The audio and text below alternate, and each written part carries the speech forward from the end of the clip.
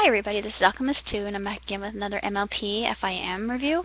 And I recently saw the season finale of, I'm not sure what season this is, I'm sorry, but it's called Slice of Life. And it's the closest thing that we fans will get as part of a Doctor Who's episode and Derpy. And I absolutely adored it because, of course, you know I am a Whovian at my very core, and I don't know if anybody else noticed it, that they had a Big Lebowski reference, and I thought that was hysterical, especially when the Doctor's trying to configure all the different calculations and variations of formulae in his head. He says, too many variations, and then of course the Big Lebowski parody spoof satire, he says, man, don't worry about it, just throw the ball, man. And I thought, that's my problem too. The Doctor and I have this in common. I give my ball too much spin, and that's why I don't hit every pin. I get too many 7-10 splits. I've had that happen before, and terrible. But I think if I were to go back to bowling, I would be a little bit better. I wouldn't put so much length on. I would give it a little bit of a shorter toss than bringing it full back, because if you bring it full back, like I said, too much spin and you're putting too much force. You don't have to put so much force on the ball. It's all about steering the ball in the right direction and making the ball go straight toward the middle of the aisle, so it actually hits the middle pin, and the other pin should fall. Hopefully you can get a strike that way, but it's not about speed. It's where you throw the ball, and yeah, how well you can do that. But I thought, oh yeah, there's a lot of truth in that. But yeah, there are a lot of math. I was wondering, are there any people out there watching this that are math geeks? I mean, I'm not, because I love math itself, and I love learning from it, but I don't understand all of it because all the formulae were like, woo, finite, and calculus and trigonometry, which I do not understand. Geometry is more my cup of tea, because I can understand things that I can measure and see and touch and feel, and like pi. I know what pi is. But anyway, it's just a different batch of mathematics altogether. Anywho, this episode was very good. You got it was less focusing on the main six and more on the marriage happening between Maggie. No, her name wasn't Maggie. Her name was Magnolia or Marigold. Yeah, Marigold and Cranky. And of course, Marigold's flipping out, and we have the sea monster from Rarity Takes Manhattan. I think his name was Steven, if I'm not mistaken, or something like it's like Estevan, or I thought, oh, how fabulous! I love him, and he's back, and he's so great, and he was just such a tremendous character, and I adored him.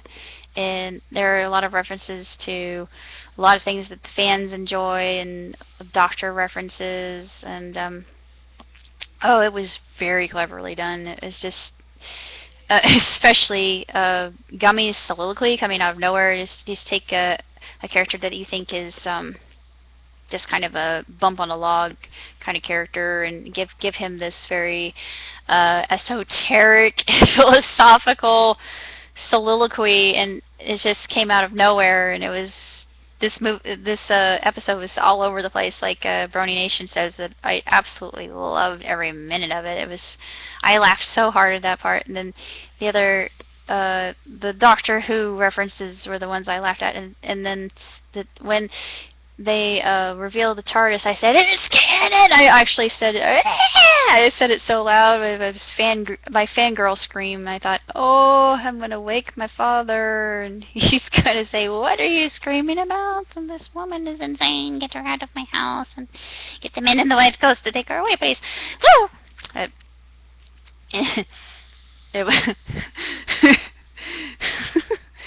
nevertheless, it was a very good episode. And anywho, I just thought it was marvelous, and I'm hoping that in the near future they will continue. And I'm gonna update you about what's been going on in my life. I'm enjoying my work, and I'm gonna be getting benefits. So thank God. I'm gonna be figuring out all about insurance and whatnot, and seeing what my best benefit plan would be.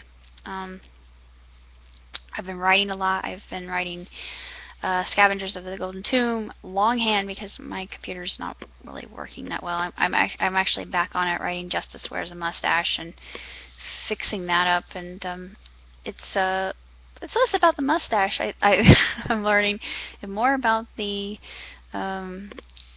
transforming that occurs with one of my characters, who is a jewel thief, who was caught by my main hero, Hoagie. But it's really a lot of fun to write, and Scavengers of the Golden Tomb is proving to be an absolute blast, and I'm hoping that I can write Being Mrs. Plots in the near future, because it was something I just came up with when I was at work. I thought, yeah, I'm going to write a producer's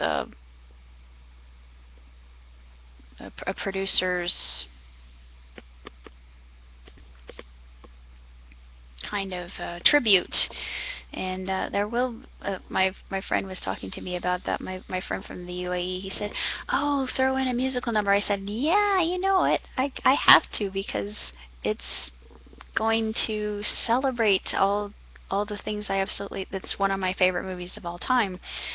So, funniest movie ever, amongst the many others that he's done. And had it not been for Mr. Brooks, we wouldn't have MST3K or Riff Tracks, and that would be a horrible, very desolate and sad world, and I wouldn't want to live in it. But other than that, I can say that this episode was magnificent. Like I said, I did my review for the final episode of Season 3 of Orphan Black. I'm going to be watching Doctor Strange and Mr. Norrell, which I haven't started watching yet. I've got The Astronaut's Wives Club, which I thought looked very interesting. I've always wanted to be an astronaut ever since I was a little kid, and it's just something that inspires me and fascinates me, and it spurs me to continue in my contemplation of the heavens. I'm going to be watching Defiance, which you probably know my my past reviews for this show. I did season 1 and 2, and I'm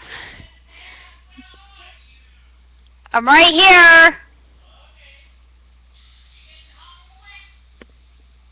Little bit. How about you?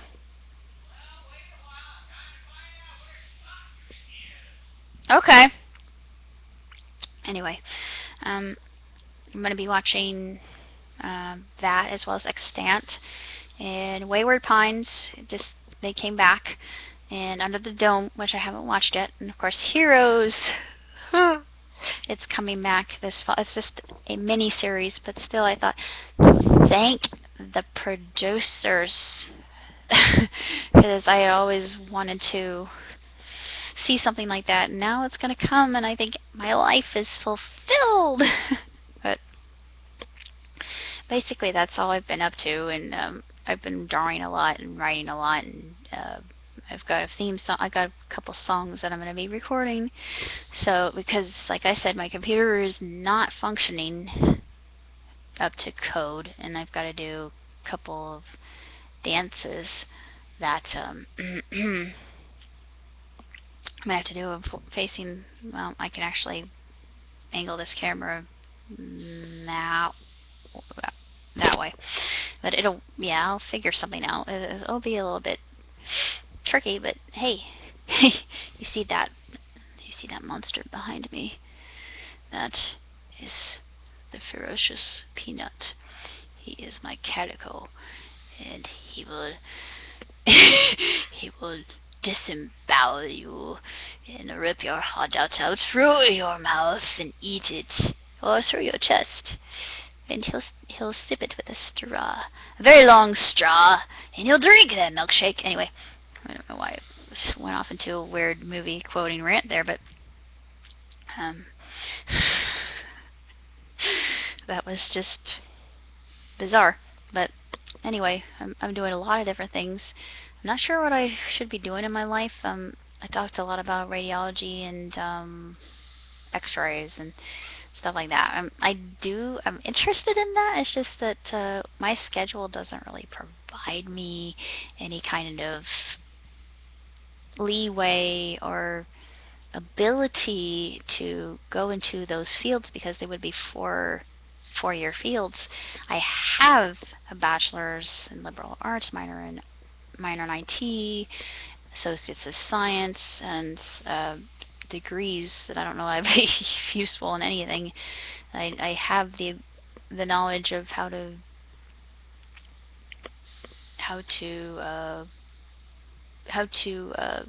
provide an EKG, where to put the 12 leads on the chest and on the arms and the legs, but I would be obsolete because so many other people know how to do that. And I failed that test twice. I did better the second time, but it was still stress testing. I'm like, yeah, at least I know what Bruce and Naughton are. And I made a big joke out of it, but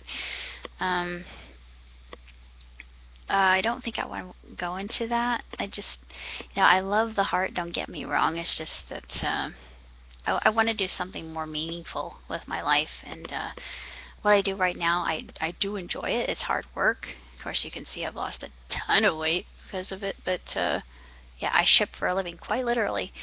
But it's basically all I have to say about what I'm up to right now. And I just wanted to thank all those people, my subscribers, and the people who listen to me. And you're the reason why I do this. You're the reason why I do my reviews, my parodies, and just do what I do.